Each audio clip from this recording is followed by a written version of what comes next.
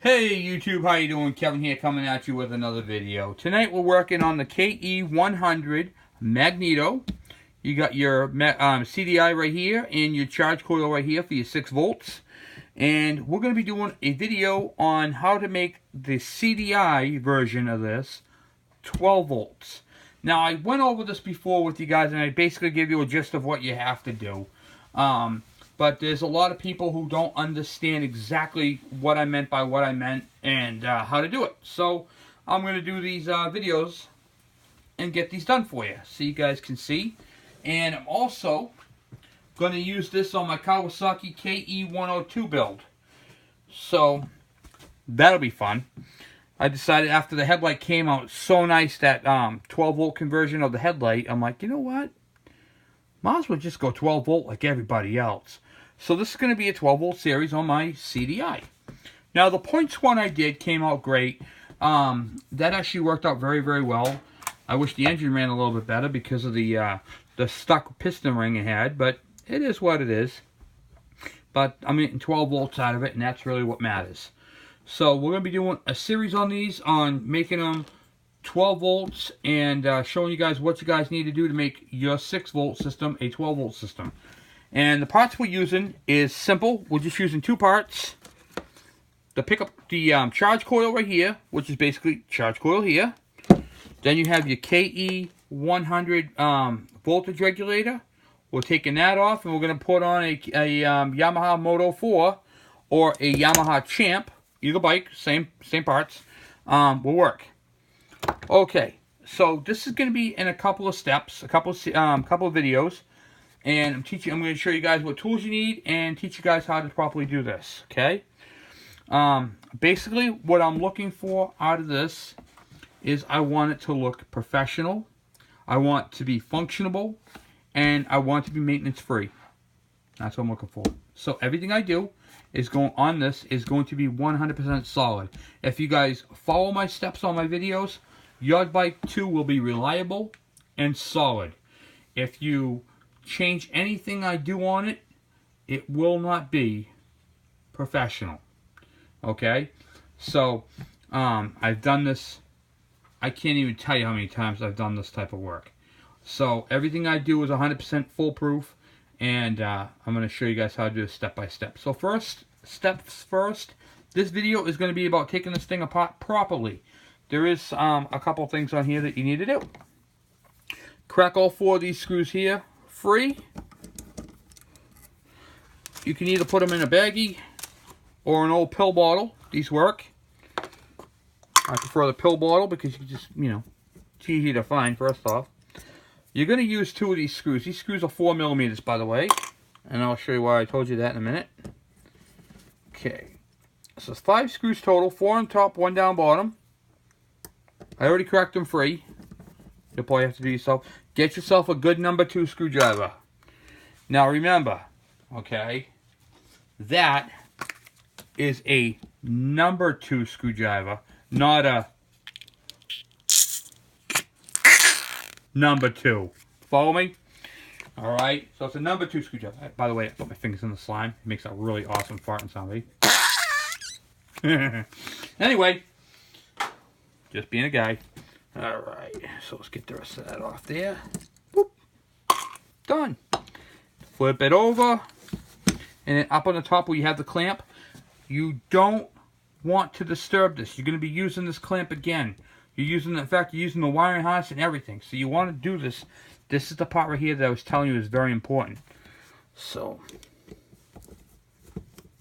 take off that screw. This is your ground. It's your ground / retaining clamp. Okay. Now for the technical part that is absolutely critical to do. You have 3 of these yellow sleeves that cover over the wires. 2 of which are for your coil, so you got to locate those. So what I do is, if you shake the thing back and forth, see the 2 wires that are moving? Those are your 2 wires right there. Okay. So what we're going to do is we're going to slide these insulators, rotate them once, then slide them back down, and you'll see where they were soldered together. Okay? you're going to take your cutters and cut them. Just like that. Then you're going to slide off your insulator.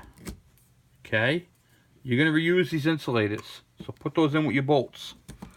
You got to do that to both wires. Okay? Both wires. Slide it down.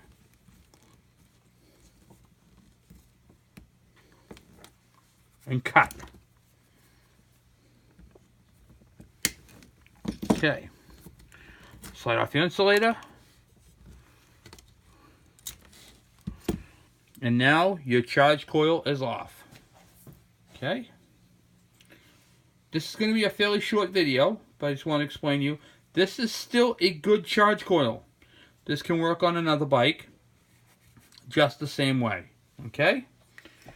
So put that there. Then you have your 2 yellow wires, and you have your wire, also your wire for your CDI. Okay. So let's see here. So what we're gonna do is we're gonna move that around here like this. Okay. And then, if you guys have a string or something you can wrap through it, that'll be to come in handy. You know, like something you can use to hold it all together, like a bread tie, a piece of solder. Use a bread tie right here. What I'm going to do is I'm going to put it through the clamp, and I'm going to take the ground and put the ground through that as well, and I'm going to bring them onto the other side of the magneto and tie them off. Reason why is because I'm going to be drilling all the way through on this side. I'm not doing that tonight. These are going to be on the next video, okay? Because I have some material I have to remove from in here. We're going to grind that all out. I'm going to show you how to do all that. That's why I said it's more of a number like 3 or 4 video. Alright? So, wanted to show you that. So, basically what we're going to do is we're going to open up this hole right here. Sorry about that. I center punched the 2 holes for the mag. So this is called a mag right here. This is going to go through here and is going to be screwed onto the on the mount like that. So that's what it's going to look like when it's all done. Okay? But in order to do that, there's some modifications that have to be made. Make sure they line up. Everything lines up. These are in the same spot. You can see the same shape. Well, it's actually a really nice setup. They did all the math for you. They already got the dots already made for the magneto, for its location and all that. It just doesn't have the banks like this one does. So we're going to make all that. That's why I said it's going to be a little bit of a video to do. You know what I mean? So we're going to grind out whatever we need to grind out and make this thing work. So basically, that is going to be the coil right there. It's going to go fit right on there, but it's going to be opposite inside. And do all that. Alright, so the next part we're going to do is we're going to mark our electrical. Okay? So for the next part of your electrical to mark, you're going to need a red paintball marker or a red marker or whatever you guys use. Some of you guys can use a red Sharpie, as long as you mark it. Alright, so to find out the wire, we're going to use this. This is called a continuity tester. Inside here there's a AAA battery. It's got a light in there, and then when you touch them, it lights up. Okay, we're going to find continuity. So we're going to stick the probe into here. Yep, I said probe. And then we're going to touch it to the wire and see which one gets power to it.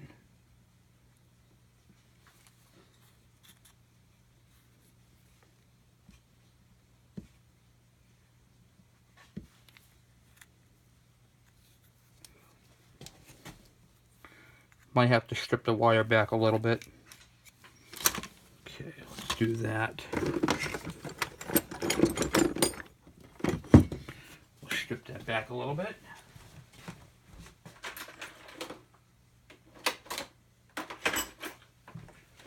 When you strip these wires back, you don't want to go too far. You only want to go about 1/4 of an inch. Select the right size. Because we're going to have to solder these.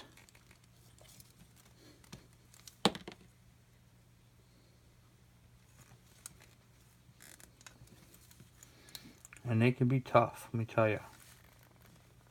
Jesus.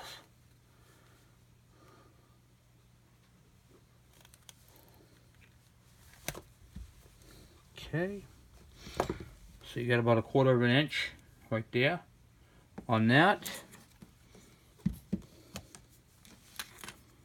Clamp that to that.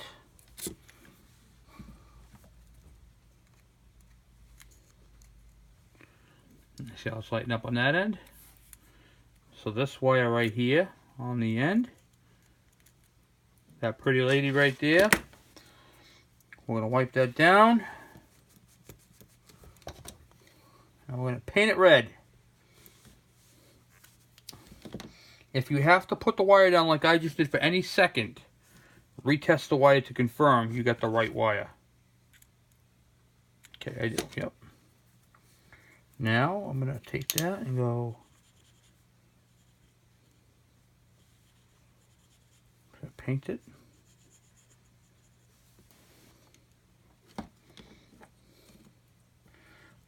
Let that dry, and then I'm going to do the same thing on that wire that I just tested.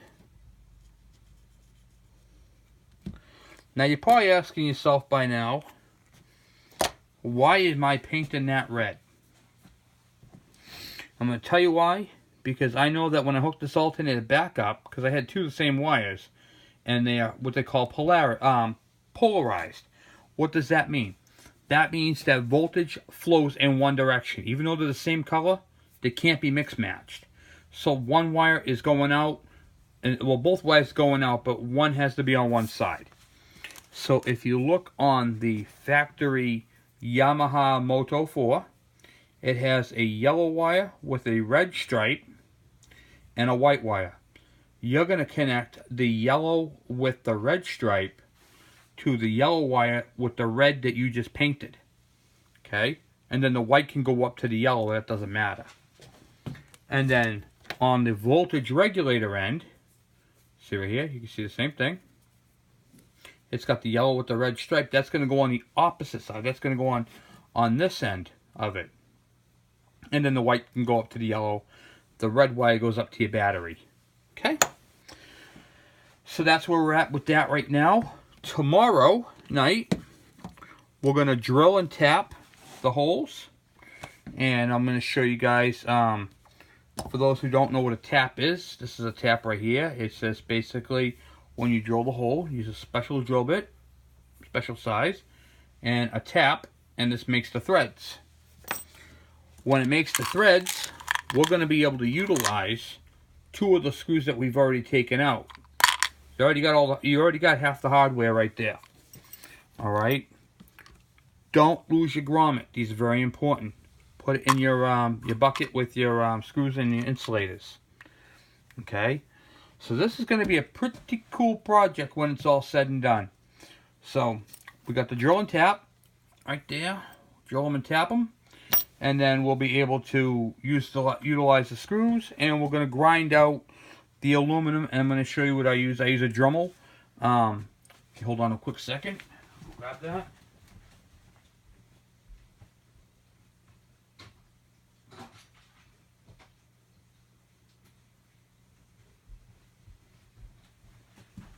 I'll show you guys what a Dremel tool is. This is a Dremel right here. It's just a hand die grinder. And it's got a bit that allows me to grind out metal. So it's got like, it's just basically almost like a file, if you will. It'll just, you know, be able to grind it out. I'll be able to hold it from the back side here and just chew out the metal. So I'll be able to chew out the metal with it, you know, from the back side. grind it out. So the drill bit, so you guys can get prepared. These right here come in all different, just a grinder bit.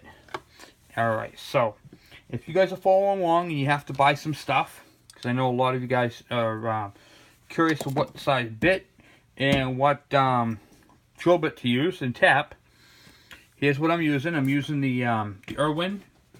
This is a 4mm by 0.7 pitch. That's the threads. Okay, so let me see here. If you're looking at the screw right here, the thickness of it is 4mm, and the threads that are on the screw, they're 0.70. So you make sure you get the right tap, and basically you can screw. You'll see how it screws in right here. So if you have a stripped out screw, you can use your 4mm tap and tap them out, and they'll clean up the threads. And then of course you got your drill bit that you're going to drill first and then tap the hole. That's what we're going to do tomorrow night. So tomorrow night we're going to drill out the holes, we're going to tap the holes, and we're going to start die grinding. And we're going to go from there. I might do a little bit because it's kind of tedious prior to that, but that's the plan. Anyway, so that's what I got for you guys tonight. This is the 12-volt conversion on the CDI. And so far, if you follow along with what I did, you're setting yourself up for a really nice project. You guys are going to love it. You'll be able to run LED lights. It's going to increase your bike with the safety. You'll be able to have a brighter headlight, which means that the oncoming traffic is going to see you, as well as you're going to be able to see better. You're going to be able to use LED lighting. What does that mean? That means that your lights are not only going to be brighter, but it's also going to save on your charging system. Your charging system, when you turn your headlights on and stuff, it's not going to be such a load on the bike. You are going to have to change to a special, what do you call it, the directional, which I'm going to get into that. I have all those. And to complete this whole video, we're going to show you how to make the mount, because the mount for the 6-volt regulator is actually, whoops, dropped it, is actually bigger. I'm so fat. Anyway, God.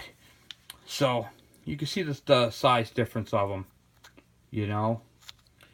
You can see that there's like a ½ inch difference. So, we're going to show you how to make a mount using a steel plate. Drill it onto it, and then bolt it up to the back. This new regulator is going to be mounted in the place of the old. The wiring is different. As you can see, there's different wires right here. One goes up to the battery, one's got the ground, and then you get your 2 yellows right here. We're actually going to cut that pigtail off and solder it onto this one right here, now that we know which wires go where. Which is pretty cool. So there's gonna be like, it might even be a 4-video thing. I'm doing it in steps and showing you guys how I do it, and everything I do is going to be a solid connection. Okay. So thank you guys for watching. Please subscribe if you guys have any questions. Oh, I did have a question. I got to answer. One of the gentlemen asked me about the ignition timing, and it can't adjust it. And I said he can't adjust it, and he said that on his other bike he could. So, with that said, I want to address that real quick. This is fixed timing, and you really don't need to adjust this. And the reason for that is because our rotary valve is not adjustable. It's a fixed intake, and that's it. So, when you have a fixed intake, like on the rotary valve, you really don't, if you can get a solid mount ignition, that's actually the best way to go. Advancing it or retarding it is not really going to help this particular engine because of the way it's set up. I hate to say it like this, but it's kind of like a lawnmower. It's just got fixed timing, that's it. You know, so it was set up, it was designed with this timing, and they kept it. Some of the 2-stroke bikes have, these are ovaled out, and you can actually rotate the plate for your timing. These aren't adjustable. You can make them adjustable by, you know, taking that Dremel right there and going out. But then you got to redo your timing on it, and you're really not going to get no more power out of it. These are what they are, so we just have to work with what we got. We can alter and change things on this motor, like the size of the piston, the compression ratio, which is going to give us more power. All those things. Everything you do to the motor is going to give you more power when you, when you bore out the engine, when you put a high compression head on there, you know, to trick out the carburetor a little bit, jet it, change the exhaust. These are things that we can do to make more power. What we're doing tonight is not going to give the bike more power. It's going to give it more power for charging a battery. That's it. And give us brighter lights. And it's going to be a 12-volt system as opposed to a 6-volt system. So that means that when we go to replace a light bulb, it's going to be cheaper. It's a lot of work, but it's also worth it. It makes your bike special. You know what I mean? It takes your regular basic KE100 and kicks it up to a little bit more modern. That's why I did that headlight modification, to show you guys that, you know, you're not stuck with a 6-volt system. You're not stuck with the norm. You can change it up. You know what I mean? All the other bikes are 12-volt. These bikes are the only ones that are 6-volt. All these little dinky little bikes. And like I said, I call them a dinky little bike because they're not high performance by any stretch. But we can make them high performance, like my KE100 build. Just certain things aren't worth changing, like the ignition timing. It's perfect the way it is. So we don't need to change it. However, we can get more power out of it by jetting the carburetor, changing the exhaust, and that sort of thing. And remember, these are a 4-disc clutch. Okay, they're just a 4-disc clutch. It's a small diameter. So when you got the diameter right here and you only got 4 discs behind it, it's not a performance. Even if you put a Barnett in there with high compression springs like I have on mine, it doesn't change the fact that it's still a small diameter clutch. And that makes it difficult. Okay, you're losing a lot of power with a small clutch. When you have a bike that has a bigger diameter clutch, you're getting more leverage and you're getting more torque. And you know, like the KX100s, the Kawasaki KX100 has, I think it's either 5 or 6 disc, and it's got a huge clutch on it. And that's why those things can pop wheelies like nothing. I mean, we're stuck with what we got. But if we do these engines correctly, we can utilize it and make more power. Not more power than the KX, but more power in the bike. Okay, so keep your heads up on that. I can't wait to do that KE102. That's what this is for. This is for my KE102 build. And I decided to go 12-volt.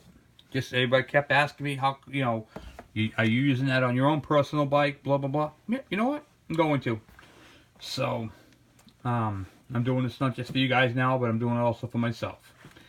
So anyway, thank you guys for watching. Please subscribe. If you have any questions or comments, by all means, please send them to me. And you can post them right on the, I know I get a lot of emails. I get a lot of emailed questions. Put them on the, what do you call it there? On the YouTube channel. That way other people might have the same question and might be able to see what you're, you know, you're asking. Okay? Because it might help someone else answer their question at the same time. So, remember, Yamaha Moto 4, we're going to put the coil on there like this. Blah, blah, blah. And we'll modify this up so it looks pretty. We want it to look nice. We don't want it to look ratty. It's not a rat rod, it's a nice bike, and we want to keep it looking nice. And we're using all high quality parts and pieces. I've already done the research for your 12-volt. So, and I'm going to be going, after this is done, then we're going to attack the battery for this bike. That is going to require a trip to Salem, New Hampshire to Batteries Plus. And we'll figure out what battery we're going to use that fits in the box. So basically for that, if you guys are ahead of me on this project, just take your battery box out of your bike and go over to, what do you call it there? Batteries Plus. You know, I mean, they'll match up a battery, a 12-volt battery that'll fit your bike. And the nice thing is they're AGM batteries, so that they're spill proof. You can turn them upside down, lay them on the side, do whatever you want with them. So they're really nice quality batteries. So anyway, thank you guys again for watching. Please subscribe.